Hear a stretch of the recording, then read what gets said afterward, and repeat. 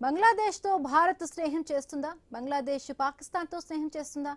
China సహకారంతో భారత్పై శత్రుత్వం చూపుతుందా? చైనాతో ఆర్థిక లబ్ధి కోసం పాకులాడుతుందా? బంగ్లాదేశ్ ప్రస్తుత పరిస్థితి పటిష్టంగా మారుతుందా అన్న ప్రశ్నలు ప్రపంచంలోని ప్రతి మేధావి నుండి వస్తున్నవి. ఎందుకంటే బంగ్లాదేశ్లో కొత్త ప్రభుత్వం కొలువు తీరింది.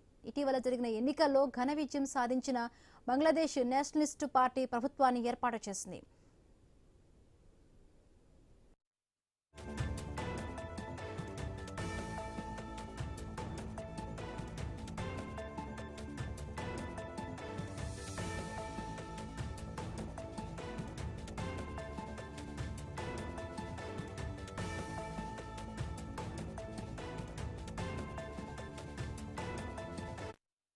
చీఫ్ తారిక్ రెహమాన్ ప్రధానిగా ప్రమాణ స్వీకారం చేశారు. బంగ్లాదేశ్ లో కొత్త ప్రభుత్వం కొలువైన టైంలోనే అటువైపు నుండి భారత్ కు గ్రీన్ సిగ్నల్స్ వస్తున్నాయి. భారత్ తో నిర్ణయాత్మక సంబంధాలను కొనసాగించేందుకు తాము సిద్ధంగా ఉన్నామని బీఎన్పీ స్పష్టం చేసింది. పరస్పర గౌరవం, ఒకరి ఆందోళనలు మరొకరు అర్థం చేసుకుంటూ ప్రాంతంలో శాంతి, స్థిరత్వం, శ్రేయస్సు కోసం కట్టుబడి ఉంటున్నామంటూ బీఎన్పీ ప్రకటించింది. అందుకే తారిక్ ప్రమాణ స్వీకారోత్సవానికి ప్రధాని మోదీతో పాటు పాకిస్తాన్ ప్రధాని షెహబాజ్ షరీఫ్, ఇతర సార్క్ దేశాధినేతలను ఆహ్వానించింది. అయితే ప్రమాణ స్వీకారం చేసిన తరువాత ప్రధాని తారిక్ రెహమాన్ స్పందిస్తూ దేశ ప్రయోజనాలకే తమ తొలి ప్రాధాన్యమని, దాన్ని దృష్టిలో ఉంచుకునే విదేశాంగ విధానం ఉంటుందని చెప్పుకొచ్చారు. బంగ్లాదేశ్ చొరవతో ప్రారంభమైన సార్క్ ను పునరుద్ధరించాలని కోరుకుంటున్నామని చెప్పుకొచ్చారు.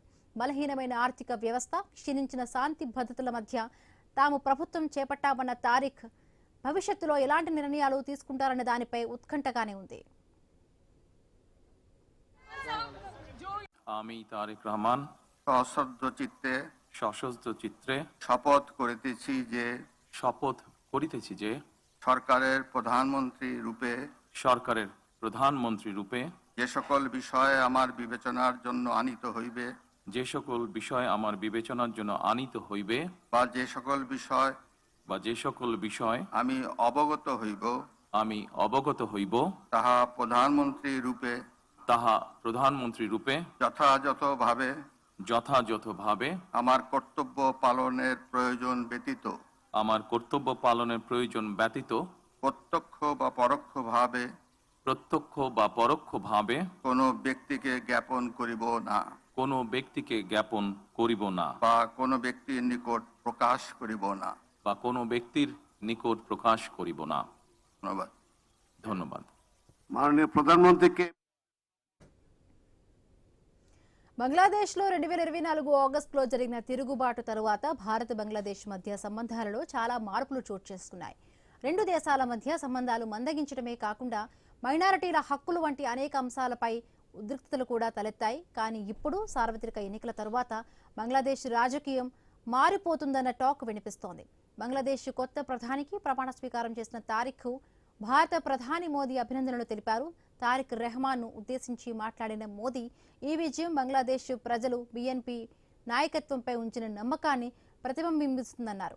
ప్రధాని మోదీ పంపిన సందేశాన్ని బంగ్లాదేశ్ కొత్త ప్రధానమంత్రి తారిక్ రెహమాన్ తో సంబంధాలు మెరుగుపరుచుకునే విధంగా ప్రయత్నంగా విశ్లేషకులు చూస్తూ ఉన్నారు. ప్రధాని ప్రకటనకు స్పందనగా బీఎన్పీ చైర్మన్ తారిక్ రెహమాన్ సలహాదారు హ్యుమాయూన్ కబీర్ కూడా ప్రకటన విడుదల చేశారు. బంగ్లాదేశ్ భారత్ తో తన సంబంధాలు కొత్త దిశలో తీసుకువెళ్లాలని కోరుకుంటోందని చెప్పుకొచ్చారు. అలా అంటూనే షేక్ హసీనా ఇష్యూని గుర్తు చేశారు. భారత్ ఆలోచనల్లోనూ మార్పు రావాలన్న కబీర్ కొత్త బంగ్లాదేశ్ లో షేక్ హసీనా, అవామీ లీగ్ కు చోటు లేదంటున్నారు.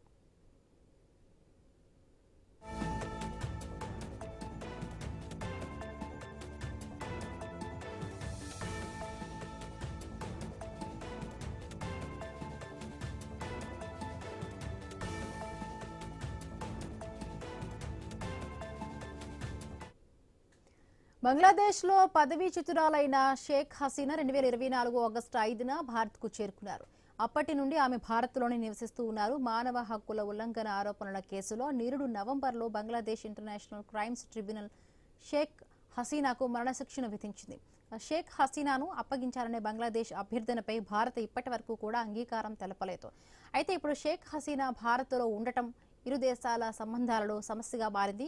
ఈ నేపథ్యంలో బీఎన్పీకి చెందిన తారిక్ రెహమాన్, అవామీ లీగ్ నాయకురాలు షేక్ హసీనా మధ్య భారత్ ఎలాంటి సమతుల్యత పాటిస్తుందనే విషయం కీలకంగా మారింది.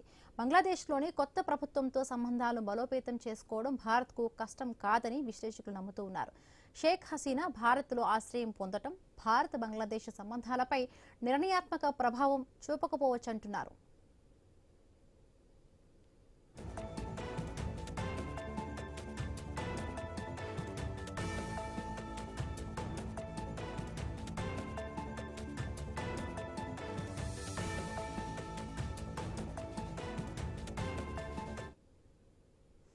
అయితే బంగ్లాదేశ్ కొత్త ప్రభుత్వం కీలక నిర్ణయం తీసుకుంది. కొత్త ప్రభుత్వ కేబినెట్లో హిందూ మైనారిటీ వర్గానికి చెందిన సీనియర్ నాయకుడు నితాయ్ రాయ్ చౌదరికి కీలక స్థానం లభించింది.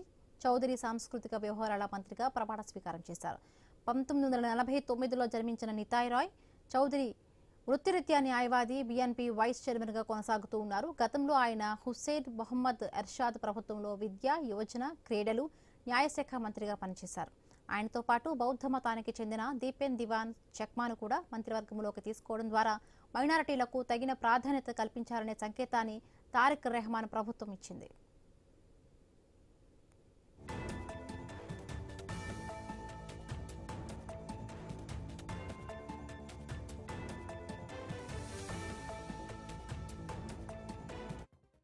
మొత్తం 50 మంది సభ్యులతో కూడిన ఈ భారీ మంత్రివర్గంలో 25 మంది కేబినెట్ మంత్రులు, 24 మంది రాష్ట్ర మంత్రులు, 3 టెక్నోక్రాట్లు ఉన్నారు. మీర్జా ఫక్రుల్ ఇస్లాం అలంగీర్, అమీర్ ఖస్రూ అహ్మద్ చౌదరి వంటి సీనియర్ నేతలు కీలక బాధ్యతలను చేపట్టారు. ఈ ప్రమాణ స్వీకార కార్యక్రమానికి భారత ప్రతినిధిగా లోక్సభ స్పీకర్ ఓం బిర్లా హాజరయ్యారు. బంగ్లాదేశ్లో కొత్తగా ఏర్పడిన ప్రజాస్వామ్య ప్రభుత్వంలో భారత్ సానుకూల సంబంధాలను కొనసాగించాలని అనుకుంటుందని అనడానికి ఇది ఒక నిదర్శనంగా రాజకీయ విశ్లేషకులు భావిస్తూ ఉన్నారు.